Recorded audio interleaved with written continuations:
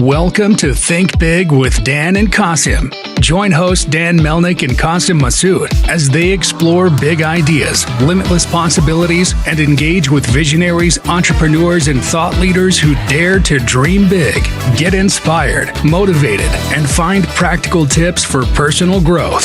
Think big, dream bigger, and ignite your potential.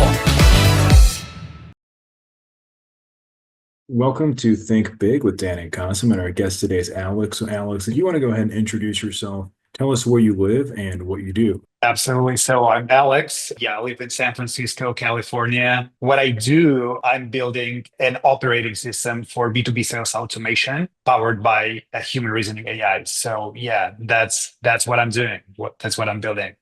Awesome. So what kind of gave you the idea to start this business? Absolutely, Dan. So my background is really interesting. Actually, fun fact about me, I've attended the same high school as creator of Tetris, the game.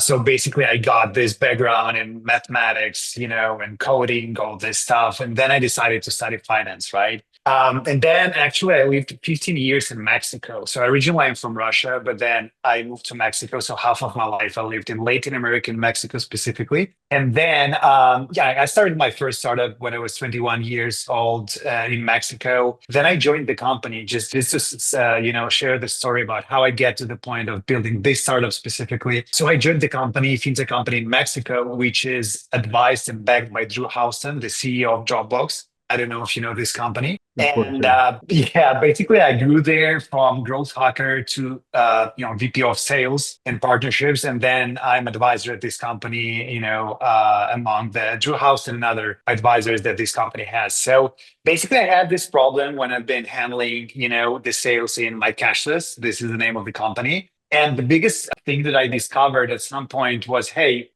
with personalized messages, you can write, I don't know, like one time I actually outreached do you know the Sacramento Kings team? Yes. Basketball team. So I actually called outreach the guy who is an owner, and he replied me. And that's what Vivek Randavi. Yeah. Yeah, I think it was like him, or also he has a son. I don't remember who was it exactly, Right. but it was like, dude, you can do magic if you actually make some research. You write something personalized. You make sense for the lead to reply to your message, right? So, and other things, were with my sales team back then.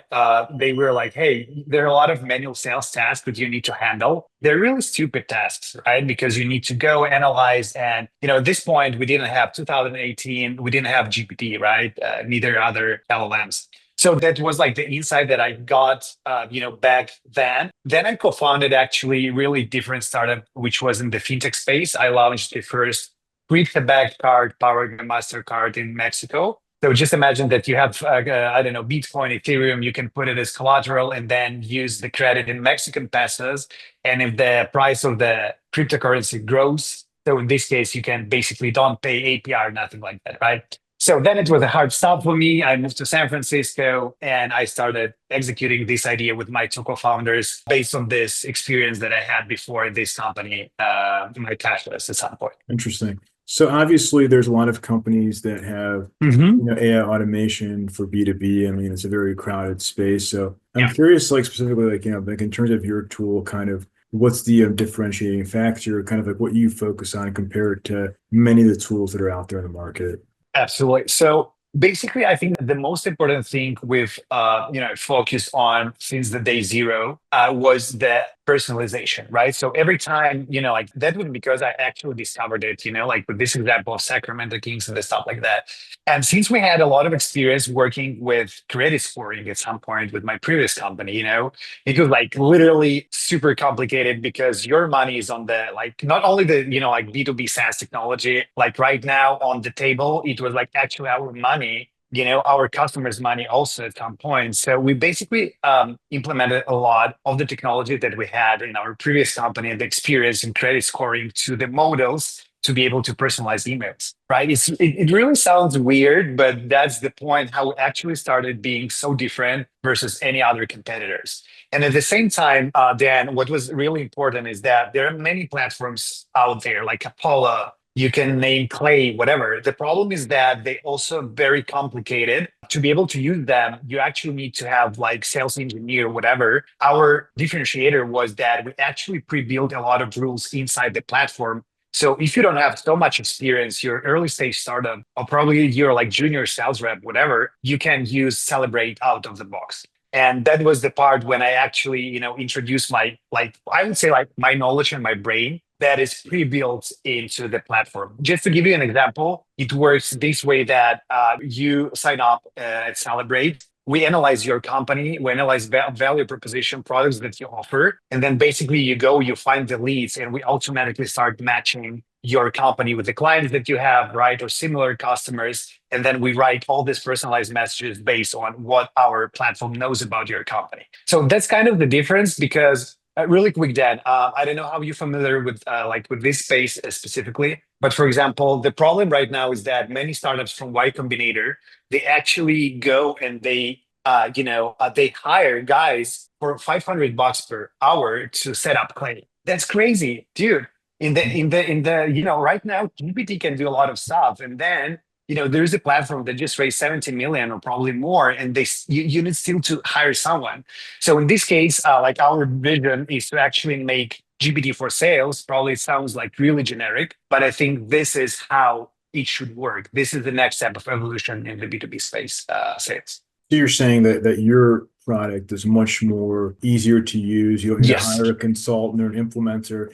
You can just, as you said, an early stage founder, sales rep can just go on your Yep. platform, download it, and then, just make it super simple. That's correct. Like our idea was like, that's also the experience that I got from, the company I've been working with, Drew's Advisor, because, like it was fintech company focused on cashless payments. So just imagine that we worked with like biggest stadiums in Latin America and some biggest events in the United States. And it was like really simple. Go top up, then pay, offline communication, all really lean, flawless, nothing like really complicated. That was also that I learned and I applied also to my crypto card powered by MasterCard at some point. And right now we're doing this right now. I think that in many occasions, then what happens is that people who are like good, like, undergrads, computer science dropouts from, I don't know, like Stanford, MIT, they're cool guys. But the problem is that they've never been in this process. They don't know how to handle this. And like our goal is to actually, make it pretty simple because, that's if we will speak about this in general, like the space of CRMs, whatever, then the problem is that the learning curve is really, long. And in many cases, it's very difficult to sell the product because people can't see the ROI on their investment during the first months, right? So I would say that my aha moment with GPT was, hey, like GPT actually just nailed it like 2 years ago, how we think about how we can ask questions, how we can write emails, how we can write, I don't know, like something for the university. So right now we're trying to apply the same for sales, right? And it's more complicated. Like many people, they're just saying, hey, it's like ChatGPT wrapper, it's very simple. It's not about that. To really create really flawless experience from the point A, which is, lead pre-qualification, you need to go to write emails, then you need to disperse or send these emails. And it's not like really easy to have these features bundled in one platform, and they must work perfectly to be able to actually, get the leads, pre-qualify them, write the emails, and so on. Makes sense. Yeah, I mean, I think it's a much needed tool. And obviously, I'm a founder of our company, and yeah, I'm doing sales, so I'm very familiar with a lot of these tools. And so obviously, with Apollo, it has like a lot of challenges, as you mentioned. But in terms of getting data, right, it's always like a challenge, right? Like every platform has this kind of bottleneck of getting data and good data. You have the verification, data refreshes, people leaving companies. So yeah. How do you make sure that the data that you're getting is good? You said like it's even better than what Apollo was feeding. So how do you make sure it's like that, level of quality? Because there's a huge bottleneck for many folks. Absolutely. It's like our company. So basically, what we did, this also like complements what I mentioned about, hey, it's not about being GPT wrapper and write only personalized emails, right? So we're kind of Netflix of databases. So we're connected to different databases, also including obviously like LinkedIn, whatever.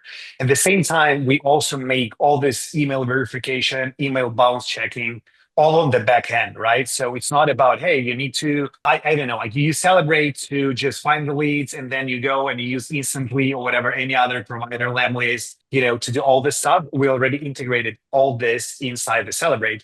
And the thing here that, I think that many of these competitors, which is really weird, but at the same time, it works this way, I think, when you're like in San Francisco, you're like aware of any new launch that happens. Like I'm working from Founders Inc. It's a very cool place with a lot of founders.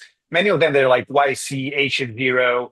There is like Ryan Hoover, like from Product Hunt, going there and giving you a speech, whatever, about something related to the startups. Well, at the same time, what we did also, Dan, we just recently implemented a cool feature. Like we use different LLMs to make different tasks within Celebrate. At the same time, what we implemented recently, we implemented AI web search in real time. So it gives us opportunity to actually gather insights about each lead or company. Also, compare it to what we have in the like static databases and be able to improve the quality of, accuracy when we're providing our customers with some insights, right? Sorry, not insights, but like the lead information, the company information, all the stuff. That's how it works. So we constantly adding a lot of new data sources, real-time confirmations to be able to make it really lean and like accurate versus Apollo, ZoomInfo, Lucia, I don't know, like any other provider in the market. For sure. So in terms of getting the word out there, in terms of growing this, I mean, I'm assuming that you use your own platform to prospect and generate leads. Yeah. That's correct. Actually, Dan, it's like really interesting. I'm always transparent with this. When we started, we got a lot of like right now, we also have like word of mouth and all this stuff. But at some point, I think that the biggest challenge for Celebrate was to get to the point to have like, since there are a lot of competitors outside, being a platform that just does like, because you might read a lot of books, and see the examples that, hey, you need to be really good at one thing. The problem, I think, in the outreach B2B sales space is that there are a lot of tools doing similar stuff. And the biggest differentiator in our case, it's actually how you flawlessly can get from point A to point B, right? And during the first months, like I'm referring with point A to point B is from pre-qualifying lead get to actually schedule a call with a lead, right? So when we started, it was like unbundled. It was like, fractional experience. Hey, Celebrate, personalize well the emails, but you still need to use some additional provider to send these emails, then to follow up, then to pre-qualify, you also need to do it manually. So we kind of, during the first 6 months, we've been providing some just features of Celebrate to our customers, and ourselves, we've been using different tools, right? But like starting probably, like 5-6 months ago, we started using only Celebrate to do all the stuff. Got it. No, that's awesome. And then obviously now we're still in Q1 of 25. So I'm curious in terms of some of your biggest goals and objectives for the rest of this year. Okay, I would say that one of our biggest probably milestones for this year. I will go big. I would like to say that we will hit 1 million in ARR. I would say that that's the point that we want to achieve. We're like 30% of this, something like that. And I think that this year will be like huge for us. We discovered many things that, we already have bundled platform and we're just improving it. And also we'll enter really heavily, into the mid-market. So it's like, like you're starting selling, and probably you start working with early stage startups because you don't have complete solutions from day zero. But right now, it just became so much easier for us to go to the mid-market and say, hey, guys, you don't need Apollo, you don't need to pay ZoomInfo, just do this all in our platform and you will save hundreds of hours and you have better data. So congrats to GBD, thanks to Sam Altman to actually make it possible finally, right? Exactly, that's awesome. So, obviously you've been doing this for some time. So if you could go back in time to before you got started, what is the one biggest piece of advice that you wish you knew? To like any entrepreneurs, like not only on this problem, but in general, can you specify so I can? I guess you can share both. Okay.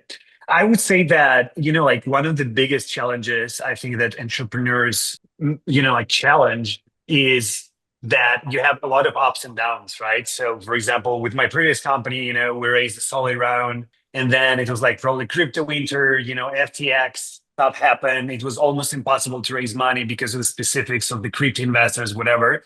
So I think that the most important thing for founders, entrepreneurs, someone who want to start a business is to be really, like always grinding, knowing that probably today is a bad day, but tomorrow it will be something really good. I would suggest to like the other piece of advice would be that, like as founders, we actually face the problem of